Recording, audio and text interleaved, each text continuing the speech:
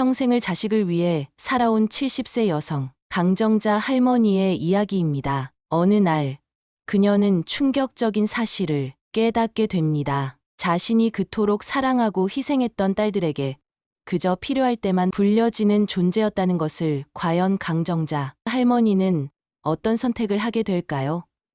그녀의 인생을 바꾸는 용기 있는 결정과 속초에서 찾은 진정한 행복의 이야기를 함께 들어보세요. 구독과 좋아요 부탁드립니다. 심장이 멎는 듯한 충격이 온몸을 강타했다. 병원 복도에 울려 퍼지는 의사의 목소리가 마치 물속에서 들리는 것처럼 왜곡되어 내 귓가를 맴돌았다. 남편의 심장마비, 갑작스러운 죽음. 그 순간 세상이 멈춘 듯했다. 창밖으로 보이는 봄날의 햇살이 너무도 모순되게 느껴졌다. 어떻게 이런 날에 내 인생이 무너질 수 있는지. 35이라는 나이에 두 어린 딸을 둔 미망인이 되었다. 장례식 내내 기계처럼 움직였다. 조문객들의 위로가 마치 먼 나라 이야기처럼 느껴졌다. 실감이 나지 않았다. 현실을 직시하게 된 것은 집으로 돌아왔을 때였다. 텅 빈 신발장에 놓인 남편의 구두. 첫째 민지가 천진난만하게 물었다. 아빠는 언제 오냐고.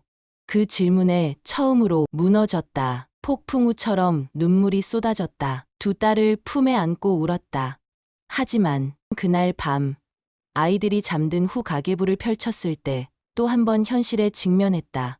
빚더미, 보험금은 고작 1,000만 원, 텅 빈 통장 잔고. 남편의 갑작스러운 죽음 앞에 경제적 현실이 무겁게 다가왔다. 화장실 거울 앞에 서서 퉁퉁 부은 내 눈을 마주했다. 얼굴에 흐르는 눈물을 닦아내며 스스로에게 속삭였다. 정자야, 넌 절대 무너지면 안 돼. 이 아이들은 너밖에 없어. 눈을 감고 깊게 숨을 들이마셨다. 내일부터 새로운 삶이 시작될 것이다. 선택의 여지가 없었다. 중화요리점 주방의 증기가 피부에 달라붙었다. 뜨거운 설거지, 물이 손등에 튀어 화상 자국이 선명했다. 16시간의 노동, 손끝이 쭈글쭈글해져 있었다. 등 뒤로 들려오는 주방장 언니의 걱정스러운 목소리가 있었지만 잠시 멈출 여유조차 없었다. 우리 아이들, 내 두 딸을 위해 계속해야만 했다. 밤늦게 집으로 향하는 버스 안에서 비닐봉지를 무릎 위에 올려두었다. 손님들이 남긴 음식. 처음에는 자존심이 상했다. 쓰레기통에 버려질 음식을 가져가는 내 모습이 처량했다. 하지만 굶주림에 지친 아이들의 얼굴을 떠올리면 그런 사치스러운 감정은 금세 사라졌다. 이것이 현실이었다. 이것이 내 현실이었다. 집에 도착하면 아이들은 이미 잠들어 있었다. 옆집 할머니가 돌봐주신 덕분이었다. 조용히 음식을 데우고 냉장고에 넣어두었다. 내일 아침 아이들은 이 음식을 새 것처럼 먹을 것이다. 짬뽕 국물은 밥과 섞어 볶음밥이 되고 남은 탕수육은 새 반찬이 된다. 수진이는 언제나 해맑게 웃으며 맛있다고 할 것이다. 그 웃음 뒤에 숨겨진 진실을 아이들은 결코 알아서는 안 된다. 계절이 바뀌고 해가 바뀌어도 가난은 떨어지지 않는 그림자처럼 따라다녔다. 식당 서빙으로, 분식집 주방으로, 김밥 가게 매니저로 조금씩 나아졌지만 늘 부족했다. 가난이라는 늪에서 빠져나오는 것은 점점 더 불가능한 꿈처럼 느껴졌다. 작은 아파트 거실에 놓인 전화기 옆에서 민지의 목소리가 떨렸다. 12살 민지의 눈에는 기대와 실망이 교차했다. 세 번째로 약속을 어기게 됐다. 피아노 학원, 친구들은 모두 다니는 곳. 그러나 이번 달에도 여전히 등록금이 부족했다. 민지의 눈에서 번쩍이는 눈물을 보며 가슴이 찢어지는 듯했다. 아이가 그런 표정을 짓게 만든 것은 다름 아닌 나였다. 민지가 방문을 쾅 닫고 들어간 후 작은 거실에 혼자 남겨졌다. 차가운 바닥에 주저앉아 울음을 참았다. 아이들에게 더 나은 삶을 주고 싶었다. 그들이 부끄러움 없이 살게 하고 싶었다. 하지만 현실은 매번 나를 절망으로 밀어넣었다. 그날 밤 베개를 적시는 눈물은 스스로에 대한 실망감으로 가득했다. 이렇게 키워도 되는 걸까? 이 가난의 굴레를 언제 벗어날 수 있을까? 다음 날 아침 또다시 새벽에 일어나 김밥 가게로 향했다. 동료들은 내가 항상 피곤해 보인다고 말했다. 하지만 선택의 여지가 없었다. 이제는 김밥 가게에서 주방장 대리로 일하며 월급이 조금 더 올랐지만 여전히 두 아이의 교육비와 생활비를 감당하기에는 턱없이 부족했다. 그저 하루하루를 버티며 살아가는 것.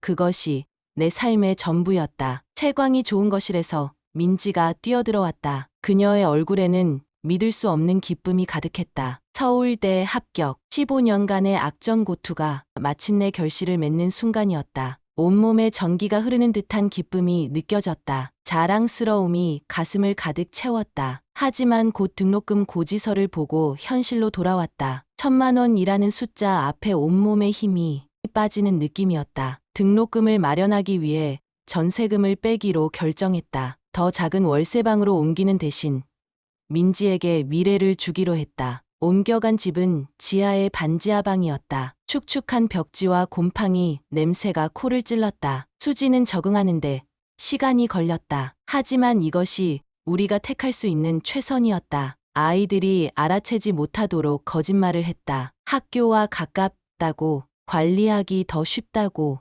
딸들이 죄책감을 느끼지 않길 바랐다. 그렇게 수진도 명문대에 합격했고 두 딸을 뒷바라지하며 나는 더 많은 일을 했다. 새벽에는 건물 청소, 낮에는 김밥 가게, 밤에는 편의점 아르바이트까지. 몸은 망가져갔다. 손목 관절염이 심해져 아침마다 통증으로 일어났다. 허리는 점점 굽어갔다. 하지만 두 딸의 밝은 미래를 위해 이 고통은 감내해야 할 몫이었다. 졸업식에서 학사모를 쓴 딸들의 모습을 상상하며 매일을 버텼다. 그 순간이 오면 모든 것이 보상받을 것이라 믿었다. 어느 봄날 오후 민지의 목소리가 전화기를 통해 들려왔다. 대기업 합격 소식. 그녀의 목소리에서 기쁨이 넘쳤다. 이어서 수진도 좋은 회사에 취업했다. 마침내 20년 넘게 이어진 극한의 삶의 휴식이 찾아온 듯했다. 처음으로 딸들이 용돈을 주기 시작했고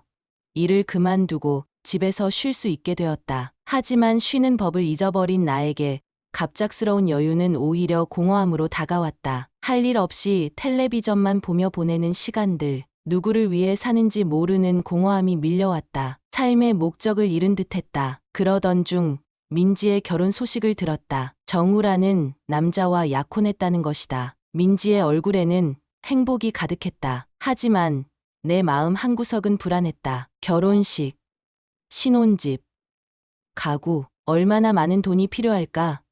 노후를 위해 조금씩 모아둔 적금을 깨서 결혼자금을 마련했다. 이것이 내가 딸에게 줄 수 있는 마지막 선물이라고 생각했다. 민지의 결혼식 날, 생애 처음으로 고급 한복을 입었다. 거울 속 낯선 내 모습이 어색했다. 사람들의 부러움 섞인 시선이 느껴졌지만 그들은 알지 못했다. 이 한복이 3달치 월세라는 것을. 그리고 이 결혼식 후에 나에게 남은 저축이 거의 없다는 것을. 하지만 민지의 행복한 미소가 그 모든 것을 보상했다. 얼마 후 수진도 결혼했고 나는 혼자가 되었다. 갑자기 찾아온 적막한 삶. 30년 넘게 아이들만 바라보며 달려온 인생에서 갑자기 목표를 잃은 기분이었다. 빈 집에서 하루하루를 보내는 것은 생각보다 더 고통스러웠다. 어느 평화로운 가을날 민지의 전화에 가슴이 뛰었다. 임신 소식, 외할머니가 된다는 생각에 기쁨이 밀려왔다. 새로운 삶의 의미가 생기는 듯했다. 출산 후 복직하고 싶다는 민지의 말에 망설임 없이 육아를 돕겠다고 약속했다. 이것이 내 존재 이유라고 생각했다. 민수가 태어나고 민지의 집으로 이사했다. 다시 시작된 24시간 돌봄, 노동. 하지만 이번에는 경제적 부담 없이 아이에게만 집중할 수 있어 행복했다. 새벽에 일어나 분유를 데우고 기저귀를 갈고 작은 몸을 안고 자장가를 불러주는 일상이 시작됐다. 민수의 첫 웃음, 첫 뒤집기, 첫 기어가기. 모든 순간이 귀중했다. 세월은 빠르게 흘렀다. 민수가 걸음마를 떼고 첫 말을 하고 유치원에 입학했다. 손주를 키우는 시간은 달콤했다. 하지만 세월의 흐름은 잔인했다. 민수가 초등학교에 입학하자 상황이 달라졌다. 어느 저녁 민지와 사위 정우가 조심스럽게 내게 다가왔다. 그들의 표정에서 이미 무슨 말을 할지 짐작할 수 있었다. 이제 민수도 학교에 다니니 내가 쉬어야 한다는 말, 정중했지만 그 말의 의미는 명확했다. 당신은 이제 필요 없습니다. 가슴이 무너졌지만 표정은 담담하게 유지했다. 5년간의 동거 생활을 정리하며 모든 것이 되풀이되는 듯한 느낌이 들었다. 다시 한번 버려지는 듯한 감각. 민수와의 이별이 특히 아팠다. 어린 손주의 작은 손을 잡고 약속했다. 자주 만나자고. 하지만 그 약속이 얼마나 공허할지 이미 예감했다. 또다시 혼자가 되는 운명. 언제까지 이런 삶을 반복해야 하는 걸까? 내 집으로 돌아온 후 처음 몇 주는 연락이 있었다. 가끔 전화가 오고 주말에는 민수를 데리고 방문하기도 했다. 하지만 시간이 흐를수록 그 빈도는 줄어들었다. 전화는 점점 뜸해졌고 방문은 기대할 수도 없게 되었다. 일요일 아침 조용한 집안에서 전화를 걸었다. 민지에게 주말 식사 초대를 하려 했다. 오랜만에 손주도 보고 함께 시간을 보내고 싶었다. 하지만 돌아온 것은 바쁘다는 변명뿐이었다. 학원 상담, 회사 행사, 친구 모임. 항상 그들에게는 나보다 중요한 일정이 있었다. 수진도 마찬가지였다. 명절에 잠시 얼굴을 비추는 것이 전부였다. 그마저도 형식적인 방문에 그쳤다. 가져온 선물을 건네고 짧은 대화를 나눈 후 서둘러 떠나갔다. 마치 의무를 다하듯이 고립된 나날이 이어졌다. 작은 아파트에서 텔레비전만 보며 시간을 보냈다. 창밖으로 보이는 계절의 변화가 유일한 위안이었다. 가끔 공원에 나가 다른 노인들과 이야기를 나누었다. 그들에게도 자식 자랑만 늘어놓았다. 대기업 과장인 딸, 영재원에 다니는 손주. 하지만 내 가슴속에는 공허함이 자리 잡았다. 그들의 성공 뒤에 내가 없다는 현실이 아팠다. 시간은 계속 흘렀다. 3년이라는 시간이 지났다. 전화는 이제 거의 오지 않았고 SNS로 딸들의 근황을 엿보는 것이 유일한 소통 방법이 되었다. 행복해 보이는 그들의 모습을 보며 질문했다. 나는 그들의 행복에 방해가 되었을까? 아니면 그저 그들 인생의 한 장이 끝난 것뿐일까? 흐린 토요일 오후 갑자기 민지에게서 전화가 왔다. 휴대폰 화면에 떠오른 딸의 이름에 심장이 쿵 내려앉았다. 직감적으로 안 좋은 예감이 들었다. 보통 이런 갑작스러운 연락은 뭔가 부탁이 있을 때만 왔으니까. 떨리는 손으로 전화를 받았다. 가능한 밝게 대답하려 노력했지만 이미 목소리가 흔들리고 있었다. 민지는 주말에 자신의 집에 와달라고 부탁했다. 순간 희망이 솟았다. 오랜만에 손주도 보고 딸 가족과 시간을 보낼 수 있을까? 무엇을 사갈지 물었을 때 민지는 몸만 오라고 했다. 이상한 느낌이 들었지만 긍정적으로 생각했다. 아마 깜짝 파티라도 준비하는 걸까? 설레는 마음으로 옷장을 열어 가장 깔끔한 옷을 골랐다. 거울 앞에서 머리를 정돈하고 조금 화장도 했다. 오랜만에 만나는 가족들에게 초라해 보이고 싶지 않았다. 가방에 민수가 좋아하는 초콜릿과 작은 장난감을 넣었다. 몸만 오라고 했지만 빈손으로 가는 것은 내키지 않았다. 버스와 지하철을 여러 번 갈아타며 딸의 집으로 향했다. 나이 든 몸이 쉽게 지쳤지만 가족을 만난다는 생각에 그 피로함은 견딜만 했다. 높은 아파트 현관 앞에 도착했을 때 심장이 더 빠르게 뛰었다. 현관벨을 누르자 민지가 서둘러 문을 열었다. 그녀의 얼굴에는 반가움보다 조급함이 묻어 있었다. 집 안에서는 짐을 정리하는 소리가 들렸다. 거실로 들어서자 사위 정우가 여행용 캐리어를 끌고 나왔다. 그의 표정도 어색했다. 해외 출장을 간다고 했다. 그 말에 뇌리를 강타하는 충격이 느껴졌다. 초대의 진짜 이유가 그것이었단 말인가. 하지만 아직 희망을 놓지 않았다. 손주 민수와 함께 시간을 보낼 수 있다면 그것만으로도 기쁠 것이다. 그런데 민지가 머뭇거리며 말했다. 민수도 함께 간다고. 그 말에 심장이 멈추는 듯했다. 손주마저. 학교는 왜 나를 부른 거지? 혼란스러운 질문들이 머릿속을 맴돌았다. 민지의 다음 말은 더 충격적이었다. 내가 여기 있으면 덜 외롭고 좋을 것 같다고. 화분에 물을 주고 강아지 산책을 시켜달라고. 모든 것이 명확해졌다. 나는 손주를 돌보러 온 게 아니라 집과 강아지를 돌볼 사람으로 불려온 것이었다. 가슴 속 무언가가 산산조각 나는 느낌이었다. 평생 희생해온 결과가 이것인가. 하지만 표정은 담담하게 유지했다. 약한 모습을 보이고 싶지 않았다. 그들은 서둘러 인사를 하고 떠나버렸다. 거실에 홀로 남겨진 나는 얼어붙은 듯 앉아 있었다. 주변을 둘러보았다. 커다란 TV, 고급스러운 소파, 번쩍이는 주방 가전들, 이것이 그들의 세계였다. 그리고 나는 이곳에서 그저 자리를 지키는 사람일 뿐이었다. 이곳이 가족이 있는 집인가? 아니면 그냥 내가 관리하는 빈 집인가? 처음으로 나의 인생을 돌아보게 만드는 질문이었다. 며칠 동안 로봇처럼 움직였다. 아침에 일어나 커튼을 열고 화분에 물을 주고 강아지 밥을 주고 산책을 시키는 일상. 그리고 텅 빈 집에서 혼자 TV를 보며 시간을 죽였다. 벽에 걸린 가족 사진들이 나를 지켜보는 듯했다. 그 사진들 속에 나는 없었다. 민진의 강아지 소미만이 내 유일한 위안이었다. 가끔 내 무릎에 올라와 얼굴을 비비며 위로해 주었다. 적어도 이 집에서 나를 필요로 하는 존재가 하나 있다는 느낌이었다. 강아지에게 조용히 속삭였다. 너라도 나와 함께 있어줘서 고맙다고. 무심코 핸드폰을 열어 SNS를 확인했다. 휴대폰 화면에 민지가 올린 사진이 떴다. 숨이 멎는 것 같았다. 출장이라 했던 그들은 해외 휴양지에서 환하게 웃고 있었다. 눈부신 해변, 고급 리조트, 행복한 가족 사진. 사업상 출장이 아닌 가족 여행이었던 것이다. 그리고 누군가의 댓글이 눈에 들어왔다. 어머니는 안 가셨어요? 그 밑에 민지의 대답. 어머니께선 컨디션이 안 좋아서 집에 계세요. 핸드폰이 손에서 미끄러져 바닥에 떨어졌다. 충격으로 몸이 얼어붙었다. 거짓말. 나는 컨디션이 안 좋아서 남은 게 아니었다. 단지 집을 봐주는 사람으로 이용당했을 뿐이다. 자신들의 멋진 휴가를 위해 나를 도구로 사용한 것이다. 분노, 배신감, 서러움이 한꺼번에 밀려왔다. 평생 희생하며 키운 딸이 나를 이렇게 대하다니. 내가 그저 필요할 때만 불러내는 도구였단 말인가.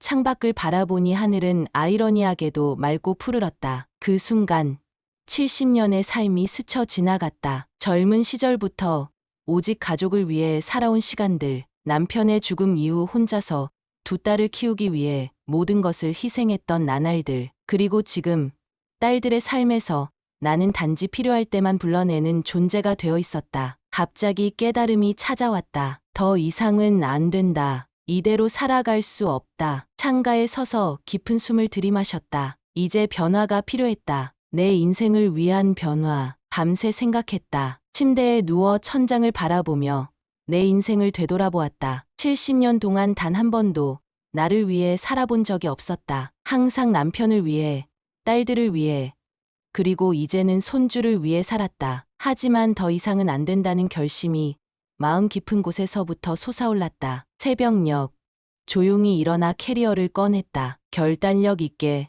내 옷과 소지품을 정리했다. 하나하나 접어 넣을 때마다 과거의 짐을 내려놓는 느낌이었다. 창밖으로 보이는 희미한 새벽빛이 새로운 시작을 알리는 것만 같았다. 부엌 테이블 위에 짧은 메모를 남겼다. 강아지 밥은 챙겼다. 하지만 내 인생은 이제 내가 챙길 거다. 단 한 줄의 메시지였지만 그 안에는 평생의 감정이 담겨 있었다. 원망도, 미움도 표현하지 않았다. 그저 새로운 시작을 향한 결단만이 묻어났다. 현관문을 닫고 나오는 순간 가슴이 벅차올랐다. 두려움과 설렘이 뒤섞인 감정이 온몸을 감쌌다. 70년 인생에서 처음으로 완전히 자유로운 결정을 내린 것이다. 아파트 엘리베이터를 타고 내려가며 창밖으로 보이는 도시의 모습이 새롭게 다가왔다. 이제부터는 내 삶이다. 내가 선택한 길을 가는 것이다. 집으로 돌아와 곧장 은행으로 향했다. 차가운 대리석 바닥과 형광등, 불빛 아래 평생 모아둔 얼마 안 되는 저축과 보험금을 정리했다. 통장을 바라보니 액수는 많지 않았다. 두 딸의 결혼과 교육을 위해 대부분을 써버렸지만 그래도 새로운 시작을 위한 작은 씨앗은 남아있었다. 창가에 서서 내 작은 월세 아파트를 바라보았다. 이곳에 묶여야 할 이유가 없었다. 문득 젊었을 때부터 한 번도 가보지 못했던 속초가 떠올랐다. TV에서 보던 푸른 바다와 장엄한 설악산 대청봉의 모습. 가본 적은 없지만 늘 마음속에 그리워하던 곳이었다. 인터넷 카페에 들어가 검색을 시작했다. 속초 전월세, 노인 혼자 살기 좋은 곳, 저렴한 주거비, 화면을 넘기며 가능성을 탐색했다. 놀랍게도 내 예산으로도 속초 외곽의 작은 집을 구할 수 있다는 사실을 알게 되었다. 서울의 월세보다 훨씬 저렴했다. 전화기를 들어 부동산에 문의했다. 일주일 만에 모든 것이 정리되었다. 30년 넘게 살아온 서울과의 작별이었다. 오랫동안 모아둔 물건들은 대부분 기부했다. 필요한 것만 챙겨 동서울 터미널로 향했다. 처음 타보는 고속버스를 기다리며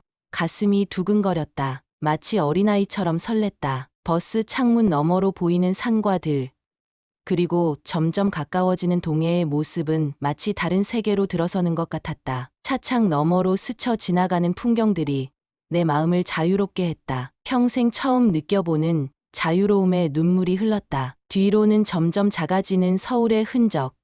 내 과거가 저 멀리 사라져가고 있었다. 이제 시작이야. 정자야. 너의 진짜 인생이. 속초 터미널에 발을 내딛는 순간 짭조름한 바다, 내음과 섞인 신선한 공기가 폐부 깊숙이 들어왔다. 봄날의 속초는 서울과는 다른 분위기를 품고 있었다. 터미널에서 나와 택시를 타고 한참을 달렸다. 창밖으로 펼쳐지는 풍경은 서울에서는 볼 수 없었던 것들 뿐이었다. 한쪽으로는 아름다운 동해바다가, 다른 한쪽으로는 설악산의 웅장한 자태가 나를 반겼다. 택시에서 내려 부동산 중개사를 만났다. 그를 따라 조금 높은 언덕길을 올라갔다. 숨이 차올랐지만 그 힘듦조차 새로운 삶의 시작이라 여겨져 달콤했다. 언덕 위에 다다르자 푸른 동해가 눈앞에 펼쳐졌다. 그 자리에 무릎을 꿇고 싶은 충동이 들었다. 너무도 아름다운 풍경이었다. 작은 바닷가, 마을의 단층집은 소박했지만 따뜻함이 느껴졌다. 30평 남짓한 대지에 15평 정도의 집, 그리고 작은 텃밭까지 딸려 있었다. 이제 이곳이 내 집이라는 생각에 가슴이 벅차올랐다. 평생 남의 집에서 살았던 나에게 비로소 완전히 내 것이라 부를 수 있는 공간이 생긴 것이다. 몇 일에 걸쳐 집을 정리했다. 오랜만에 내 마음대로 공간을 꾸미는 재미가 쏠쏠했다. 누구의 눈치도 보지 않고 내가 좋아하는 파스텔 색조의 커튼과 푸른색 쿠션을 배치했다. 침대 옆에는 항상 그리워하던 책장도 놓았다. 젊었을 때는 시간이 없어 읽지 못했던 책들을 이제는 마음껏 읽을 수 있을 것이다. 텃밭에는 상추, 고추, 토마토 모종을 심었다. 땅의 촉감이 이상하게 편안했다. 서울에서는 화분조차 키우기 힘들었는데 이제는 내 손으로 야채를 기를 수 있다는 생각에 가슴이 설렜다. 흙 속에 씨앗을 심으며 새로운 시작에 대한 상징을 느꼈다. 처음에는 낯선 환경과 사람들 때문에 외로움을 느꼈다. 밤이면 파도 소리와 갈매기 울음소리가 창문을 통해 들려왔다. 서울의 차 소음, 사람들의 발자국 소리에 익숙해져 있던 내게는 이 자연의 소리들이 오히려 낯설었다. 하지만 시간이 지날수록 이 소리들이 자장가처럼 느껴지기 시작했다. 시간이 흐르며 이웃들과 인사를 나누기 시작했다. 동네 슈퍼에서 만난 할머니는 내게 신선한 오징어를 선물했다. 그날 아침 남편이 잡아온 것이라며 수줍게 건넨 그 오징어는 어떤 고급 음식보다 맛있게 느껴졌다. 나도 작은 정원에서 딴 상추를 그녀에게 나눠주었다. 마을의 작은 행사에 참여하며 공동체의 일원이 되어갔다. 도시에서는 한 번도 느끼지 못했던 소속감이 이곳에서 피어났다. 이웃과 농작물을 나누고 가끔 함께 바다를 보러 가는 소소한 일상이 쌓여갔다. 한 번도 경험해보지 못한 공동체의 따뜻함을 처음 맛보았다. 속초에 정착한 지 한 달쯤 되었을 때였다. 저녁 식사를 준비하던 중 오래된 전화기가 울렸다. 번호를 보니 민지였다. 한 달 동안 연락도 없다가 갑자기 전화한 것이 아이러니했다. 여행에서 돌아와 빈 집과 내가 남긴 메모를 발견했을 텐데 이제서야 연락하다니. 그녀의 목소리에는 당혹감이 가득했다. 어머니가 어디 있는지, 왜 갑자기 집을 비웠는지 다급하게 물었다. 조용하고 담담하게 대답했다. 내 삶을 찾으러 왔다고. 그녀는 이해하지 못했다. 갑자기 집을 정리하고 떠난 이유를 묻자 더 이상 그곳은 내 것이 아니라고 말했다. 사실 월세집이었기에 판 것은 아니었지만 다시는 그곳으로 돌아가지 않겠다는 의미였다. 민지의 목소리가 높아졌다. 우리 집이라며 화를 내기 시작했다. 그때 처음으로 단호하게 대답했다. 그녀가 산 집이 아니라고. 평생 내가 번 돈으로 살았던 집이라고. 이런 나의 모습은 처음일 테니까. 전화선 너머로 민지의 당혹감이 느껴졌다. 항상 알았어. 그래라고만 대답하던 어머니가 아니었으니까. 침묵 속에서 그동안 내가 참고 살아왔던 모든 순간을 떠올렸다. 그리고 더 이상 흔들리지 않기로 결심했다. 이제 그만하자. 너희에게 맞춰 사는 인생은 여기까지라고 말했다. 민지는 갑자기 목소리를 바꿔 애원하기 시작했다. 그들이 잘못했다며 다시 생각해달라고 했다. 그때 대답한 말이 아직도 귓가에 맴돈다. 처음부터 잘했으면 우리가 이렇게 안 됐겠지. 더 이상의 대화가 무의미하다고 느껴 전화를 끊고 번호를 차단했다. 딸을 미워해서가 아니라 내 결심이 흔들리지 않게 하기 위해서였다. 수진에게서도 비슷한 전화가 왔지만 결과는 같았다. 단호하게 선을 그었다. 전화를 끊고 작은 마루에 서서 깊은 숨을 들이마셨다. 창밖으로 보이는 바다가 저녁 노을이 붉게 물들어 있었다. 가슴이 아팠지만 동시에 이상한 해방감도 느꼈다. 처음으로 내 감정을 솔직하게 표현한 것이다. 더 이상 그들의 기대와 필요에 맞추지 않고 나 자신의 목소리를 낸 것이다. 마음이 무거웠지만 이것이 내 인생을 위한 필요한 과정임을 알고 있었다. 계절이 바뀌고 속초에서의 생활은 점점 풍요로워졌다. 텃밭에서는 첫 수확물이 자라났다. 직접 기른 상추와 고추를 따는 기쁨은 말로 표현할 수 없었다. 도시 생활에서는 결코 경험할 수 없었던 소소한 행복이었다. 마을의 노인회 활동에도 참여하기 시작했다. 매주 수요일 마을회관에 모여 수회를 하거나 노래를 부르는 시간이 생겼다. 처음에는 어색했지만 서서히 내 자리를 찾아갔다. 서울과는 다른 사투리, 다른 문화에 적응하는 것도 새로운 경험이었다. 관광객을 위한 수혜품을 만들어 파는 작은 일도 시작했다. 젊었을 때 배웠던 손뜨개 기술이 이제야 빛을 발했다. 내가 만든 수세미와 인형들은 해변가 작은 가게에서 팔렸다. 많은 돈은 아니었지만 내 손으로 번 돈으로 커피 한 잔, 과자 하나 사 먹는 기쁨이 새롭게 다가왔다. 가끔은 딸들과 손주가 그리울 때도 있었다. 특히 밤이 깊어 혼자 침대에 누울 때면 더욱 그랬다. 하지만 그럴 때마다 그들이 나를 어떻게 대했는지 떠올리며 마음을 다잡았다. 이제는 나 자신을 위한 삶을 살아야 할 때였다. 어느 날 이웃 할머니와 함께 바닷가를 걸으며 넌지시 물었다. 외롭지 않으세요?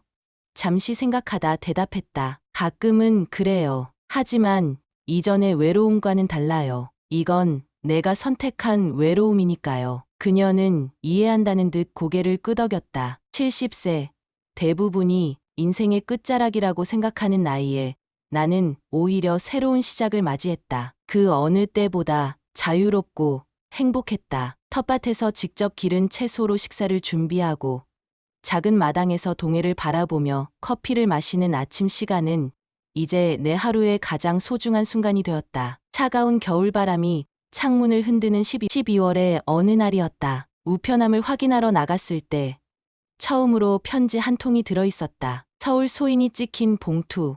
수진이 보낸 것이었다. 손이 떨렸다. 6개월 동안 연락을 끊고 지냈는데 갑자기 편지라니. 따뜻한 거실로 들어와 천천히 봉투를 열었다. 깔끔한 필체로 쓰인 편지에는 그녀의 근황과 걱정, 그리고 그리움이 담겨 있었다. 서울은 이제 겨울이 되어 많이 추워졌다고, 속초는 어떤지 궁금하다고, 엄마가 보고 싶다고 썼다. 마음이 흔들렸다. 불현듯 수진의 어린 시절 모습이 떠올랐다. 까만 눈동자에 항상 웃음 짓던 그 아이. 하지만 아직은 때가 아니라고 생각했다. 편지는 서랍에 넣어두었다. 내 상처가 완전히 아물 때까지, 내 자신을 더 단단하게 세울 때까지 기다려야 했다. 한 달 후, 민지에게서도 편지가 왔다. 더 두꺼운 봉투였다. 열어보니 손편지와 함께 민수가 그린 그림이 들어있었다. 사랑해요, 할머니라는 서툰 글씨로 적힌 그림을 보니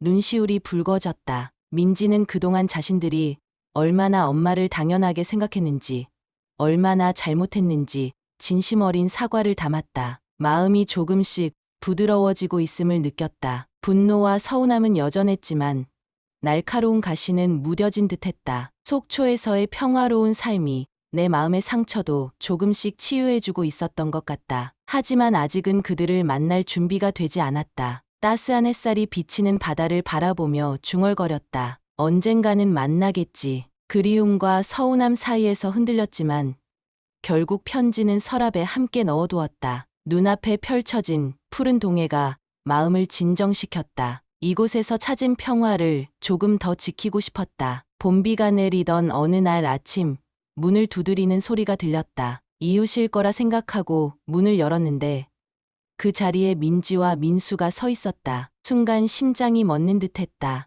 예상치 못한 방문객 앞에서 말문이 막혔다. 민지의 눈에는 눈물이 고여 있었다. 빗속에 젖은 모습이 처연해 보였다. 옆에 선 민수는 많이 자란 모습이었다. 수줍게 고개를 들어 할머니를 바라보았다. 보고 싶었다는 그의 작은 목소리에 가슴이 찢어지는 듯했다. 어떻게 이곳을 찾았냐는 물음에 민지는 주민센터에 문의했다고 대답했다. 엄마를 찾기 위해 속초 전역을 돌아다녔다는 말에 가슴이 뭉클해졌다. 잠시 문간에 서서 망설였다. 그들을 들여보내야 할까? 내 평화로운 세계에 다시 혼란을 가져올지도 모를 이들을, 비를 맞고 있는 그들을 더는 밖에 세워둘 수 없었다. 조용히 들어오라고 했다. 민수는 해맑게 웃으며 집 안으로 뛰어들어왔다. 바다가 보이는 창문에 감탄하며 이것저것 질문을 쏟아냈다. 아이의 순수한 반응에 마음이 조금씩 풀어지는 걸 느꼈다. 거실에 앉자 어색한 침묵이 흘렀다. 빗소리만 창문을 두드리고 있었다. 민지가 먼저 입을 열어 사과했다. 그동안 너무 이기적이었다고, 엄마가 얼마나 소중한 존재인지 떠나고 나서야 깨달았다고 말했다. 그녀의 눈에서 진정한 후회를 읽을 수 있었다. 하지만 그 사과로 오랜 시간 쌓인 상처가 단번에 치유될 수는 없었다. 고맙다고 대답하면서도 지금은 내 삶에 만족하고 있다고 말했다. 서울로 돌아오라는 민지의 제안에 단호하게 고개를 저었다. 이곳이 내 집이라고, 이제 내 삶을 살고 싶다고 말했다. 민지는 더 이상 강요하지 않았다. 대신 며칠 동안 속초에 머물며 함께 시간을 보내겠다고 했다. 민수는 신이 나서 할머니 집 구경을 하기 시작했다. 텃밭에 무엇이 심어져 있는지, 바다는 얼마나 가까운지, 호기심 어린 질문을 쏟아냈다. 그들을 작은 방에 정착시키고 부엌에서 차를 준비하며 생각했다. 이것이 올바른 결정일까? 그들을 다시 내 삶에 들이는 것이 좋은 걸까? 하지만 다른 한편으로는 손주의 웃음소리가 집안에 울려 퍼지는 것이 얼마나 그리웠는지 깨달았다. 복잡한 감정 속에서 티포트에 물이 끓어오르기 시작했다. 사흘 동안 민지와 민수는 내 작은 집에서 머물렀다. 처음에는 어색했지만 시간이 지날수록 함께하는 순간들이 자연스러워졌다. 민수와 함께 텃밭을 가꾸고 민지와 함께 해변을 걸었다. 마을을 둘러보며 내가 새롭게 만든 일상을 보여주었다. 저녁에는 함께 부엌에서 요리를 했다. 텃밭에서 딴 신선한 채소와 시장에서 산 싱싱한 생선으로 만든 음식은 그 어느 때보다 맛있었다. 민지는 내가 요리하는 모습을 물끄러미 바라보다가 문득 말했다. 엄마의 여기서의 삶이 정말 행복해 보인다고, 서울에서보다 더 생기 있어 보인다고. 맞다고 대답했다. 처음으로 내 삶을 살고 있는 것 같다고. 남의 기대나 필요에 맞추지 않고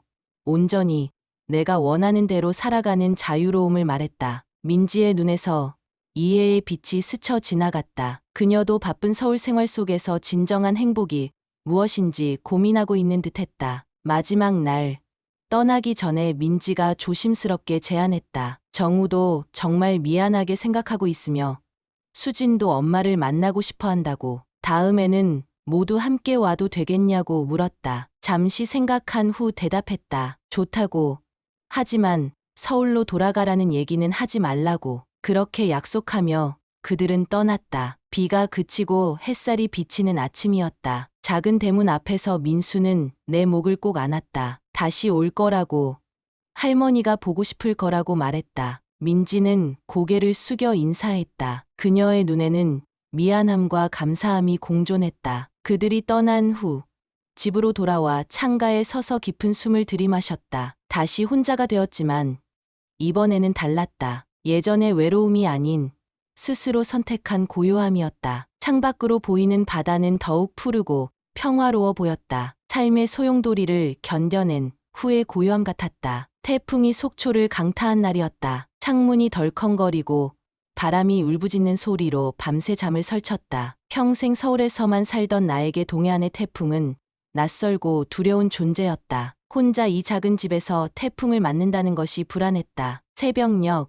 휴대폰이 울렸다. 민지였다. 뉴스에서 속초에 태풍 경보가 떴다는 소식을 듣고 걱정되어 전화했다고 했다. 괜찮다고, 집이 튼튼하다고 대답했지만 그녀의 목소리에서 진심 어린 걱정이 느껴졌다. 당장 달려가고 싶었지만 할 수 없다는 그녀의 말에 묘한 감동이 밀려왔다. 태풍이 지나간 후 수진도 속초를 방문했다. 그녀는 초콜릿과 과일 바구니를 들고 왔다. 민지와는 또 다른 방식으로 조심스럽게 다가왔다. 차분한 성격의 둘째는 항상 그렇듯 많은 말 없이 내 곁에 앉아 바다를 함께 바라보았다. 어색한 침묵 속에서도 조금씩 서로를 향한 이해가 깊어졌다. 점점 더 자주 전화가 오고 가끔은 영상통화로 근황을 나누기도 했다. 중요한 것은 관계의 방식이 변했다는 점이었다. 더 이상 내가 일방적으로 희생하고 맞춰주는 관계가 아니라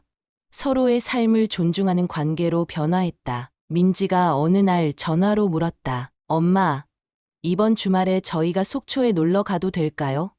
예전에는 상상도 할 수 없었던 질문이었다. 이전에는 그냥 통보했을 테니까. 이제는 내 시간과 공간을 존중해달라는 요청을 이해하고 있었다. 그래, 오렴. 하지만 내 일상을 방해하진 말고 라고 대답했다. 관계의 경계가 명확해졌다. 모호했던 선이 분명해지니 오히려 더 편안한 관계가 되었다. 이제는 가족의 의미가 제정이 된 것 같았다. 무조건적인 희생과 의무가 아닌 서로를 존중하는 관계로. 제19장 새로운 인연. 속초에서의 삶 중 가장 값진 선물은 옆집 박순자 할머니와의 우정이었다. 서울에서 온 나와 달리 그녀는 평생 속초에서 산 토박이었다. 바다가 보이는 작은 정원에서 차를 마시며 바느질을 하는 그녀의 모습은 평화 그 자체였다. 정자 씨, 오늘 저녁에 우리 집에서 같이 식사해요. 아들이 방금 잡아온 대게가 있어요. 순자 할머니의 초대는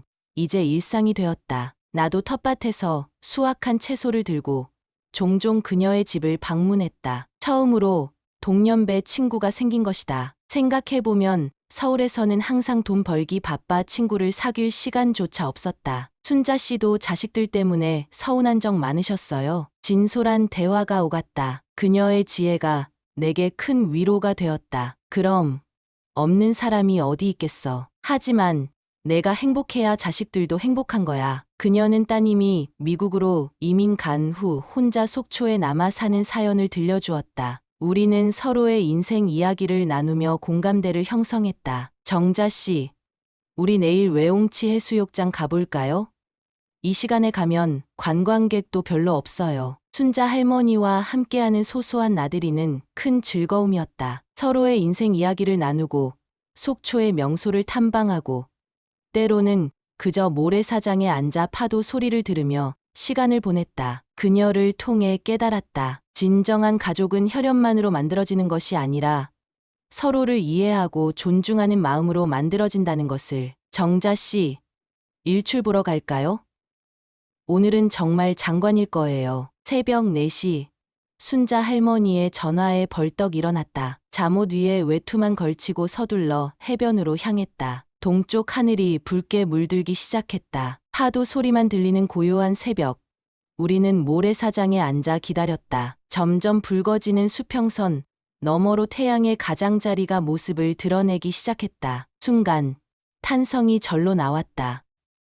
와, 바다 위로 둥근 태양이 솟아오르는 순간 모든 것이 금빛으로 물들었다. 70년 동안 이런 아름다움을 놓치고 살았다니. 그 깨달음에 눈물이 흘렀다. 정자 씨, 행복해요? 순자 할머니의 질문에 확신을 가지고 대답했다. 네, 이제야 진짜 살고 있는 것 같아요. 텃밭 가꾸기, 바다 구경, 이웃과의 대화, 때로는 마을 행사에 참여하는 것, 소박하지만 내가 선택한 삶이었다. 누구의 허락도, 눈치도 보지 않는 삶. 비로소 찾은 나만의 자유였다. 속초 생활 2년차, 민지의 가족과 수진이 함께 찾아왔다. 이번에는 사위 정우도 함께였다. 현관에서 머뭇거리던 그가 조심스럽게 말을 꺼냈다. 어머니, 정말 죄송했습니다. 그땐 제가 너무 무심했어요. 정우가 진심으로 사과했다. 그의 눈에서 진심이 느껴졌다. 과거에는 그저 형식적인 인사만 나누던 사이였는데 이제는 서로를 바라보는 시선이 달라졌다. 그는 더 이상 내게 민지의 남편이 아닌 한 사람의 가족으로 다가왔다. 괜찮아. 이제 다 지나간 일이야. 민수는 이제 초등학교 고학년이 되었고 텃밭 일을 돕겠다며 앞장섰다. 수진도 최근 임신 소식을 전하며 기뻐했다. 엄마, 둘째 손주는 엄마 이름을 따서 정자를 넣을게요. 가족 모두가 해변에 앉아 석양을 바라보는 그 순간 마음속 깊은 곳에서 따뜻함이 느껴졌다. 이것이 진정한 화해의 순간이었다. 더 이상 나를 이용하거나 당연시하지 않는 관계, 그리고 더 이상 의무감에 묶여있지 않은 나. 모두가 한 걸음씩 성장한 것이다. 할머니, 제가 이번에 과학 경시대회에서 2등 했어요. 영상통화로 자랑하는 민수의 얼굴이 행복해 보였다. 한때는 손주를 키우는 것이 큰 부담이었지만 이제는 그저 그의 성장을 지켜보는 것만으로도 충분했다. 의무가 아닌 선물 같은 시간이 되었다. 가끔 서울을 방문할 때면 딸들의 집에 머물렀지만 항상 일정 기간만 있다가 속초로 돌아왔다. 그것이 서로에게 좋은 거리감이었다. 이제는 농담으로 주고받을 수 있었다. 엄마, 더 오래 계시면 안 될까요? 안 돼. 내 텃밭이 기다려. 둘째 손주 정아가 태어났을 때 한 달간 수진의 집에 머물며 도움을 주었다. 하지만 이번에는 달랐다. 내가 자발적으로 원해서 간 것이고 언제든 돌아올 수 있다는 것을 알았다. 그 차이가 얼마나 큰지 이제야 깨달았다. 어느 평화로운 여름날 저녁, 순자 할머니가 찾아와 물었다. 정자 씨, 같이 저녁 드실래요? 조개탕 끓였어요. 따뜻하게 웃으며 대답했다. 네, 그러죠. 이제야 진짜 내 삶을 사는 것 같네요. 순자 할머니는 내 말뜻을 이해한 듯 고개를 끄덕였다. 맞아요. 우리는 평생 다른 사람들을 위해 살아왔잖아요. 이제는 우리 자신을 위한 시간이에요. 작은 테라스에 앉아 저녁을 먹으며 바다를 바라봤다. 일몰의 붉은 빛이 바다 위에 반짝이는 모습이 그렇게 아름다울 수가 없었다. 잔잔한 파도 소리가 마음을 편안하게 해주었다. 처음에는 이게 엄마의 마지막 희생이라고 생각했어요. 무슨 뜻이에요? 순자 할머니가 물었다. 딸들을 위해 평생 희생하다가 마지막으로 그들의 삶에서 빠져주는 것, 그게 마지막 희생이라고 생각했거든요. 잠시 생각에 잠겼다가 계속했다. 하지만 이제 알겠어요. 이건 희생이 아니었어요. 이건 내 첫 번째 선택이었던 거예요. 70년 만에 처음으로 온전히 나를 위한 선택을 한 거죠. 바람이 불어 머리카락을 흩날렸지만 그 느낌이 좋았다. 자유로운 느낌. 마치 평생 무거운 짐을 내려놓은 듯한 해방감이었다. 이제 내 얼굴에는 주름이 더 깊어졌지만 그 주름 속에 웃음이 깃들어 있었다. 내가 딸들에게 정말 해준 것은 이거예요. 엄마도 한 사람의 인간이라는 것을 보여준 거죠. 자신의 삶을 살아야 한다는 것을. 순자 할머니가 내 손을 꼭 잡았다. 정자 씨, 당신은 정말 용기 있는 사람이에요. 용기, 그래. 어쩌면 그것이 내게 가장 필요했던 것이었다. 평생 다른 이들의 기대와 필요에 부응하기 위해 내 목소리를 죽여왔지만 이제는 당당하게 나로 살아가는 용기를 냈다. 그것이 가장 큰 변화였다. 오늘은 내 75번째 생일이다. 속초의 봄바람이 텃밭의 새싹들을 흔들고 딸들과 손주들이 축하하러 왔다. 작은 정원에 준비된 테이블 위에는 수진이 만든 생일 케이크가 놓여 있다. 촛불이 바람에 흔들리며 밝게 빛난다. 엄마, 생신 축하드려요. 건강하게 오래오래 사세요. 손주들이 신나게 박수를 치며 외친다. 할머니, 소원 빌어요. 눈을 감고 촛불을 바라본다. 예전에는 항상 딸들의 행복과 건강을 빌었지만 이제는 다르다. 내 남은 인생이 지금처럼 내 방식대로 계속되기를. 촛불을 불어 끄자 민지가 내 옆에 앉아 조용히 묻는다. 엄마, 정말 행복하세요? 망설임 없이 대답한다. 그럼, 이제야 진짜 내 인생을 살고 있으니까. 민지의 눈에 눈물이 고이지만 그것은 슬픔의 눈물이 아니다. 엄마, 정말 감사해요. 엄마가 우리에게 진짜 삶이 무엇인지 가르쳐 주셨어요. 창밖으로 보이는 동해는 오늘따라 더 푸르고 아름답다. 70년을 살아오면서 한 번도 느끼지 못했던 자유와 평화가 내 마음에 가득하다. 꽃으로 장식된 케이크를 바라보며 생각한다. 생각해보면 내가 생각했던 엄마의 마지막 희생은 사실 나의 첫 번째 선택이었다. 그리고 그 선택이 결국 모두에게 더 나은 삶을 가져다 주었다. 딸들은 진정한 독립을 배웠고 나는 진정한 자유를 얻었다. 내일 아침에도 난 텃밭에 나가 새싹을 살피고 바다를 바라보며 커피를 마실 것이다. 그리고 그 모든 순간이 내가 선택한 내 인생의 소중한 시간들이 될 것이다. 70년이 지나서야 비로소 시작된 나의 진짜 인생이 이제는 내게 가장 소중한 보물이다. 지금까지 강정자 할머니의 용기 있는 선택과 새 출발, 그리고 속초에서 찾은 진정한 행복의 이야기를 들어주셔서 감사합니다. 때로는 인생에서 가장 큰 변화는 자신을 위한 작은 선택에서 시작됩니다. 강정자 할머니처럼 자신의 삶을 찾아가는 여정이 여러분에게도 영감이 되었기를 바랍니다. 다음 오디오북에서 또 다른 감동적인 이야기로 찾아뵙겠습니다. 시청해 주셔서 감사합니다.